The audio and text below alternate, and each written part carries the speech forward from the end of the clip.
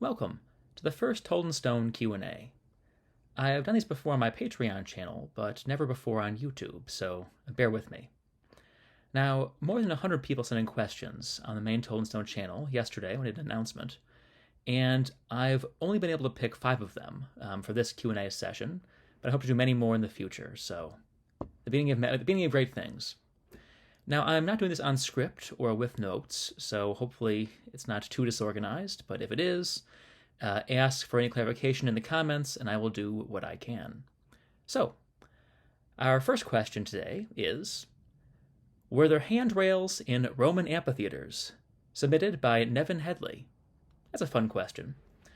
So, first, to hash your vibe, no, almost certainly not. So in the Colosseum, of course, we have no seats anymore. They've all been taken away for their marble. They were rendered, burned in the Middle Ages. But there are some theaters and amphitheaters that have well-preserved seats. One thinks of Aspendos, for example, or Thysdrus. And at these places, we can see pretty much the seats as they were in antiquity. We have the inscriptions, people mark their spots. We have spots marked for corporations, even holes for awning poles. But nowhere do we see any holes for railing posts. The Romans, it seems, didn't really care if you slipped and just kept falling. They did care very much, of course, about social hierarchy, and so there are these great big divisions, boundary walls, between sections for, say, the equestrians and the senators, and those people in the hoi polloi. But there are not vertical safety railings. There was no Roman OSHA. There were, however, railings along the edges of the arena itself. We think there are these kind of projecting cantilevered poles that had nets hung from them to prevent big cats from leaping up into the stands and making a meal of the Roman gentry. But beyond that, no safety features in the amphitheaters and certainly no railings. So, sorry, Nevin. Our second question. Did lead pipes contribute to the fall of Rome? Submitted by Fallen. This is a commonly heard myth that the Romans all went mad from the lead in their water. And of course, their pipes were made of lead. Lead is easy to work, lead does not rust. Lead has many virtues, but unfortunately it makes you absolutely insane if you ingest too much of it. Also infertility, other unfortunate side effects. So the Romans actually were aware that lead was not great for you. Vitruvius, for example, in De Architectura, mentions that too much lead makes water go bad. But despite knowing this, the Romans persisted in doing things like boil wine in lead cups because it tasted good. So, it's kind of like smoking, I guess. It's bad for you, but hey, it tastes good, so whatever. Now, the idea that lead pipes contributed to the fall of Rome is a fallacy for 2 reasons. First, the water was always flowing in those pipes. It never had time to sit and absorb lead.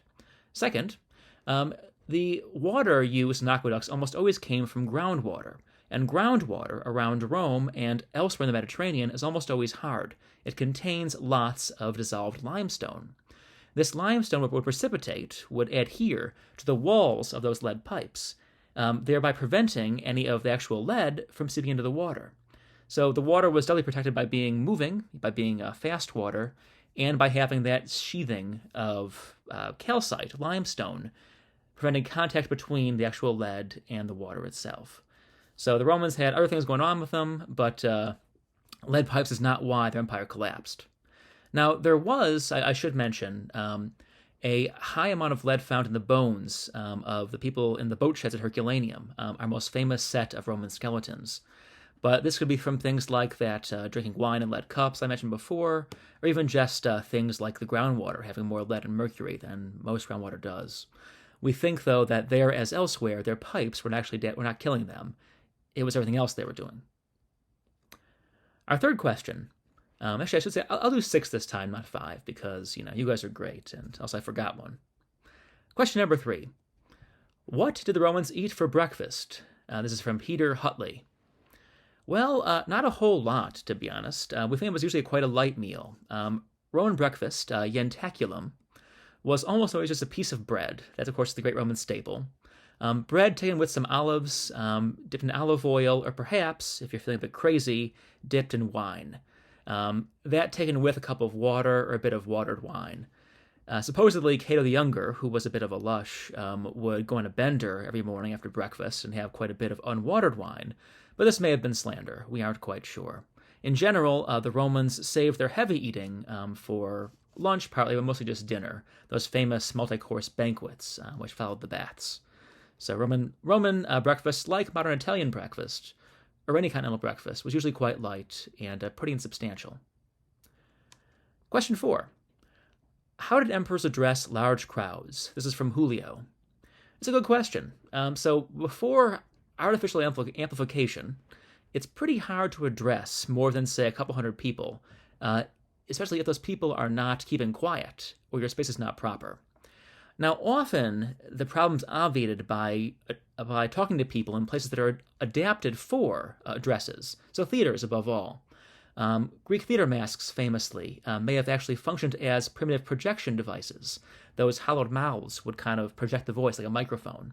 But more generally, a Greek theater, or an amphitheater, is shaped very deliberately to amplify acoustics. And so someone speaking on a stage, for example, will be heard in the top rows. If you've ever been to Epidaurus in Greece, famously, you can clap, there in the center of the stage, of the orchestra, rather, and hear it to the very top rows. Now, if you're not in one of these spaces, or say a grand echoing bath or basilica, where all that hard stone bounces the sound back at you, we think that emperors and their speakers are understood, not because they're very loud, though some are, stentorian, we have to assume. It's because they employ a very stereotyped system of hand gestures, and these function as a sort of sign language which doubles and amplifies the meaning of their words. And in fact, episode 4 of the Toll and Stone podcast, which is coming out next week, goes into just this topic, about how it's a sort of sign language, this elaborate system of gestures employed by ancient orators. So if you're in the back row and the emperor's talking about, whatever emperors talk about, and he's a couple hundred yards away, you can't hear anything he's saying, but you can see. And you know if that means that at least, he's in a good mood, a bad mood, or he's saying something about taxes. Who's to say? But in any case, the hand gestures help to convey what is missed by the poor acoustics of most ancient spaces. Next question. Was there organized crime in ancient Rome? Both 50 Pull-Ups and Midwestern Drop Ape, great name, submitted that particular question. Now, in most cases, no, or we don't know. But we do know that in the very lawless city of Rome in the late Republic, when there was effectively anarchy, no good government in the city, there were guilds of thieves and other criminals who operated on a basis much like the other organizations of the city, like the Potter's Guild, say, or the Guild of rope weavers. So there was sort of a primitive Roman mafia in those years when there was no good governance in the city of Rome. Augustus supposedly put an end to all of these nefarious doings, but he probably just drove them underground.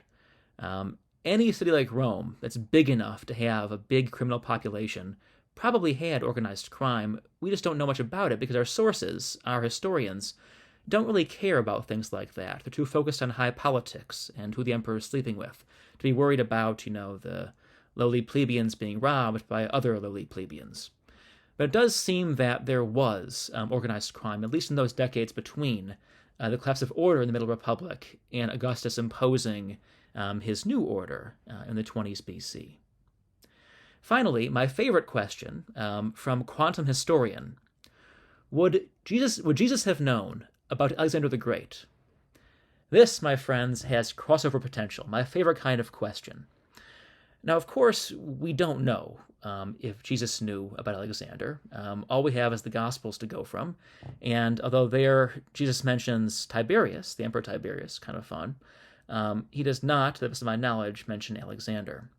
So the real question is, would a Judean, a Jew of the early first century AD, of Jesus' background in Galilee, have known about Alexander? And the answer to that is almost certainly yes. So Alexander had made himself part of Jewish history. He marched through Judea, of course, on his way to Egypt. And more importantly, his successor kings, Antiochus IV above all, the Seleucids, had tried to impose Greek religion, Greek culture, upon Jerusalem This, of course, resulted in the Maccabees revolt in the middle 2nd century BC. And so the book of the Maccabees, for example, does mention Alexander. That's made me think in Alexandria, that book. But there was this tradition about Alexander and his successor kings.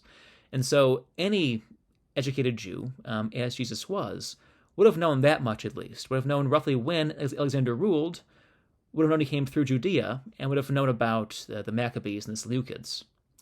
We also think, or at least it's speculated on the basis of Jesus' interview with Pontius Pilate in the Passion story, that Jesus knew Greek, or at least passable Greek. And if he did indeed know Greek, he would have read some of these historical sources, would have had access to, perhaps, even some of the Alexander histories. We don't know, all speculation, but the answer in short is almost certainly yes. Jesus did know Alexander, and probably at least the rudiments of Hellenistic history.